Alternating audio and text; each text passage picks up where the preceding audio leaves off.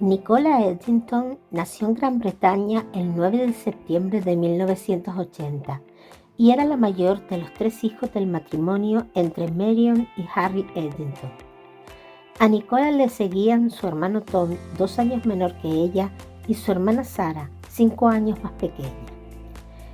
No es mucho lo que se sabe de los primeros años de la vida de Nicola, apenas que su padre Harry era un respetado corresponsal extranjero del diario británico Daily Mail y con frecuencia trabajaba desde casa, mientras que su esposa Marion era una mujer encantadora, con una personalidad cálida y extrovertida, que la llevó a ser muy popular en la comunidad. Sin embargo, según relató Tom muchos años después, Nicola siempre fue una fuente de problemas. La describió como una niña complicada, con un comportamiento desordenado y conflictivo, que creaba crisis en el grupo familiar y tensión entre sus padres. De hecho, el matrimonio terminó separándose. Según algunas reseñas, Harry se mudó a Francia, pero se mantenía en contacto con sus hijos. Los líos de la niña no se circunscribían al ámbito familiar. También era una fuente inagotable de conflictos en la escuela. Debido a eso, los padres de sus compañeros no querían que sus hijos se relacionaran con ella, pues la consideraban una mala influencia. En casa, Nicola vivía en permanente enfrentamiento con su madre, quien la llevó en varias oportunidades para que fuera examinada por psicólogos, buscando una razón para sus conductas inapropiadas. Sin embargo, en todas las ocasiones, los profesionales llegaban a la conclusión de que la niña era perfectamente normal. Según señaló su hermano años después, Nicola era buena fingiendo cordura. Si bien es sabido que la preadolescencia es un momento difícil, en el caso de Nicola superó los estándares. Cuando tenía 11 años se había vuelto completamente incontrolable e incluso desaparecía de la casa durante días. En una oportunidad, Marion, desesperada por sus constantes salidas, decidió esconder todos sus zapatos, pero la niña tomó uno de su hermano y se fue. No fueron pocas las veces en las que Marion llamó a la policía para encontrar a su hija. Se desconoce si en verdad sentía que necesitaba ayuda o si lo hizo simplemente por molestar, pero lo cierto es que en una oportunidad Nicola llamó a los servicios sociales para que la trasladaran a un centro asistencial, acusando a su madre de tocarla indebidamente. Su llamada fue atendida y como medida de protección fue retirada del hogar. Pero un par de semanas más tarde, los mismos servicios sociales la regresaron a casa, afirmando que la jovencita era un peligro para los demás niños que vivían en el centro. Un año más tarde, Marion decidió vender la casa en la que vivía con sus hijos y mudarse a una apartada cabaña en el condado de Sussex Oriental, donde nadie los conocía y quizá podrían comenzar una nueva vida. Además, la desesperada madre trataba de poner distancia entre su hija de 12 años y una serie de amigos malvivientes con quienes había comenzado a beber, fumar y salir hasta altas horas de la noche. En esa nueva ubicación, Nicola fue inscrita en una escuela integral estatal, mientras que sus hermanos fueron enviados a un internado. Marion quizá pensó que de esa manera podría concentrarse más en controlar a su hija mayor, y además estaba protegiendo a los menores.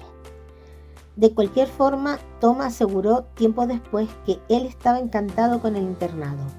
Pudo conocer amigos con familias normales y los fines de semana no quería regresar a casa, pues finalmente se había dado cuenta de lo mucho que Nicola dañaba la dinámica familiar. Entretanto, Marion seguía lidiando con su primogénita, que a los 15 años dejó definitivamente la escuela. Con más tiempo en casa, las relaciones entre ambas se volvieron cada vez más tensas e incluso violentas, pues en una oportunidad la chica golpeó a su madre con el teléfono fijo en la casa.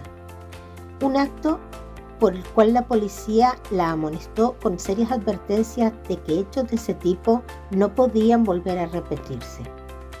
Se desconoce de quién fue iniciativa, pero Nicola terminó mudándose de la casa familiar a un apartamento que le consiguió su padre en la localidad de Brighton, en la costa sur de Inglaterra. Con una vida libre y distendida, no es de extrañar que a los 17 años quedara embarazada. y pronto se supo que eran gemelos. Sin embargo, la gestación llegó a un final prematuro, luego de que su novio, un hombre violento, le diera un puñetazo en el abdomen. 2 años más tarde, la chica nuevamente quedó embarazada, y esta vez el padre era un narcotraficante. El bebé nació a los 6 meses de gestación, pero logró sobrevivir. Nicola regresó a casa y fue su madre quien la ayudó a cuidar al delicado recién nacido con todo el amor de quien reciba su primer nieto. Aunque no queda claro en las reseñas el preciso momento en que ocurrió, sí hay registros de que Nicola empezó a trabajar entre otras cosas como recepcionista, vendedora y bailarina de pole dance en locales nocturnos. En ese ambiente nocturno, el consumo de drogas se hizo frecuente y llegó a ser atendida por 2 episodios de sobredosis. Fue precisamente en un club donde conoció a quien se convertiría en su esposo y con quien tuvo a su segundo hijo.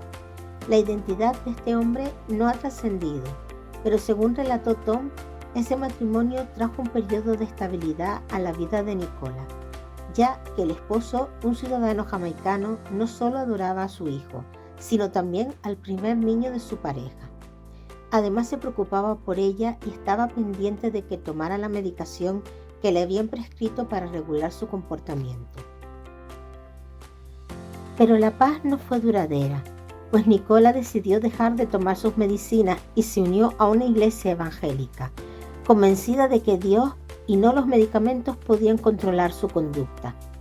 Como era de esperar, ese milagro no se produjo y terminó ocurriendo todo lo contrario. Nicola entró en una especie de delirio religioso y creía fervientemente que estaba rodeada de demonios. Aparentemente, por un tema legal de migración, su marido tuvo que regresar a Jamaica, llevándose con él a los 2 niños.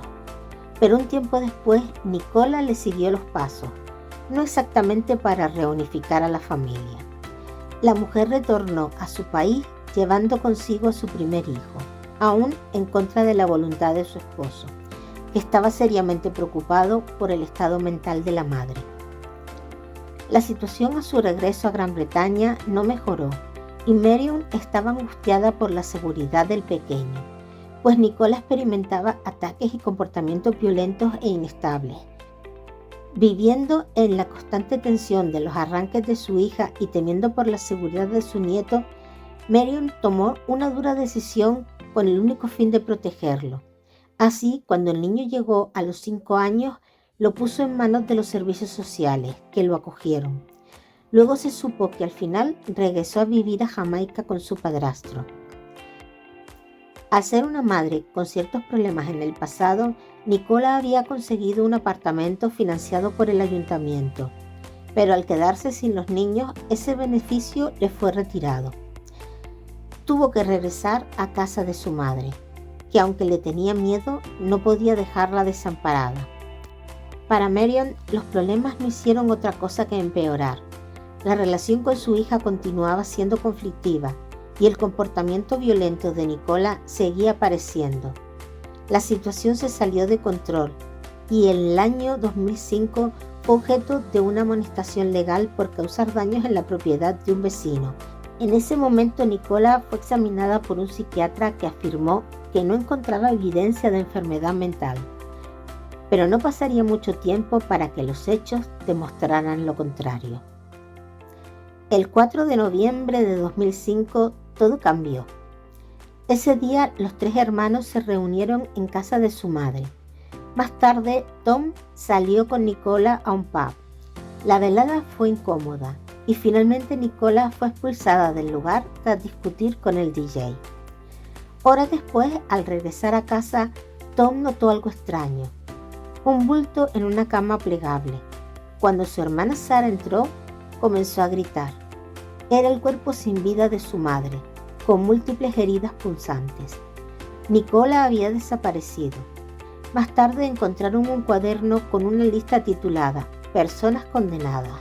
El primer nombre era Marion, tachado, y el segundo, Tom. Tras semanas de búsqueda, Nicola fue detenida en Londres. Inicialmente culpó a su hermano, pero pronto fue evaluada psiquiátricamente y diagnosticada en estado psicótico. Fue internada en un centro de salud mental. En 2006 se declaró culpable de homicidio involuntario por responsabilidad disminuida y fue recluida indefinidamente en un hospital psiquiátrico. Sin embargo, en 2009, tras decisiones controvertidas, fue liberada condicionalmente.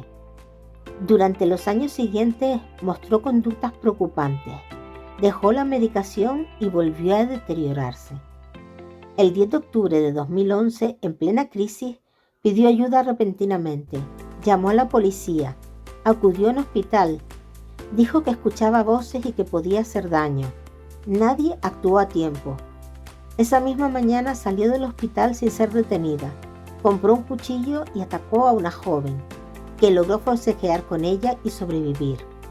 Luego, atacó a otra mujer, Sally Hopkins, de 58 años, a quien asesinó. Fue detenida poco después. En 2013 fue declarada culpable de asesinato e intento de asesinato. El juez la calificó como manipuladora y extremadamente peligrosa, condenándola a cadena perpetua con un mínimo de 37 años. El caso generó una enorme controversia. Investigaciones posteriores concluyeron que hubo fallos graves en el sistema de salud, la policía y la supervisión. La familia de la víctima se preguntó cuántas oportunidades se le puede dar a alguien antes de que vuelva a hacer daño.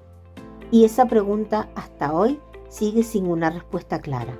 Si te ha gustado esta historia, dale like, activa la campanita y suscríbete a mi canal para no perderte ninguno de mis vídeos. Es totalmente gratis y a mí me ayudas un montón. Hasta la próxima.